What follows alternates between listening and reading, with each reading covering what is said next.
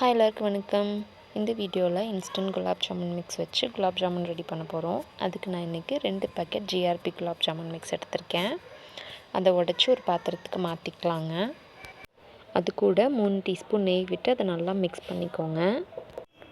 Jamun ready பண்ணதுக்கப்புறம் 1 or 2 டேஸில் காலி ஆயிரும் அப்படின்னா நல்லா வார்ம் மில்க் வச்சு பிணைஞ்சிக்கோங்க. டேஸ்ட் சூப்பராக இருக்கும். பட் அதை 2 டேஸ்க்கு மேலே வச்சு சாப்பிட முடியாதுங்க.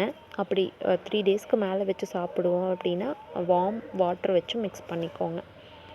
நல்லா பிசு பிசுன்னு ஆகிற அளவுக்கு தண்ணி ஊற்றி பிசைஞ்சிக்கோங்க. கொஞ்சம் நேரம் பிசைஞ்சிங்கன்னா அந்த பிசு பிசுப்பெல்லாம் போய் அது நல்லா கையில் படாத அளவுக்கு உருட்டிக்கலாம்.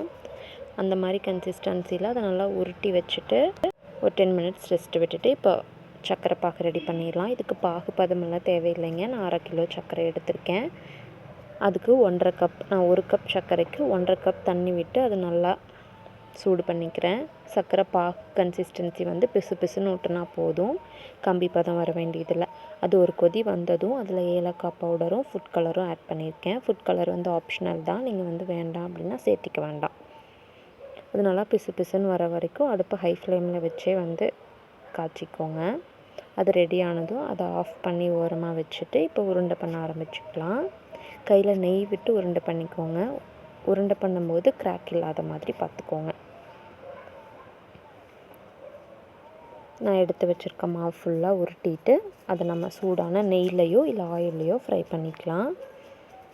அடுப்பை மீடியம் ஃப்ளேமில் வச்சு ஃப்ரை பண்ணிக்கோங்க. ஹை ஃப்ளேமில் வச்சிங்கன்னா மேலே ஃபுல்லாக சீக்கிரம் கலர் சேஞ்ச் ஆகிரும், உள்ளே வேகாமல் போயிடும். மீடியம் ஃப்ளேம் இல்லை லோ ஃப்ளேமில் வச்சு கொஞ்சம் லேட் ஆனாலும் பரவாயில்ல, நல்லா பொறுமையாக பொரிச்சிடுங்க. கலர் சேஞ்ச் ஆனதும் அதை எடுத்துடலாம்.